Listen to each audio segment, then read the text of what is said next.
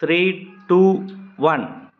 Hi everybody, I'm M.S.Kaarthikeyan of grade 7A. I'm going to talk about the Enigma of the Moon, Unraveling Mysteries to Chandrayaan-3. So Chandrayaan-3 is the latest mission in a series of lunar missions created by ISRO or Indian Space Research Organization. It aims to find water on the moon so that we can research the possibilities of lunar bases. There is a lot of ice on the north and south pole, and the rocket was launched on 14 July 2023 in Satish Dhawan's launch center in Sriharikota, Andhra Pradesh, and landed on the lunar south pole on 23rd August 2023 at 6:03 p.m. Indian Standard Time. And landing on the moon. Landing on the moon is a very hard task because the launch vehicle or LVM-3 for Chandrayaan-3 is very heavy and weighs 640,000 kgs. And the force needed to accelerate the launch vehicle is very high. The parts separate or fall off in mid-flight to prevent this. To prevent the slowdown of the engine of the Chandrayaan-3, and there are a lot of payloads on both the lander and the rover. For example, we have CHAST or Chandra Surface Thermophysical Experiment, which checks the temperature in and around its landing site, and there is also instrument for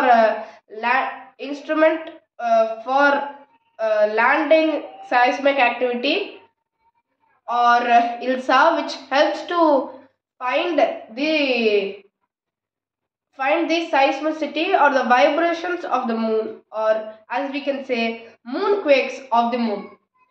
There are also on the rover there are also two. One APXS and LIBS, which helps us to find the elemental composition of the lunar soil. Now we're going to talk about some discoveries which it made. So Chandrayaan-3 found lunar caves on the moon, and it also has found that almost 2000 kgs or 2 tons of lunar dust was displaced during the landing, and we can also see some temperature variations on the moon, and we can also see that due to the Seebeck effect on the moon, we are able to produce electricity. And there are many more discoveries, and these discoveries are crucial to making the moon our home. And the orbit of the propulsion module. The orbit of the propulsion module is in such a way that it deploys the lunar lander and rover onto the lunar soil, and then it orbits around the moon or around the apogee and perigee, that is the farthest and closest point in the moon's orbit.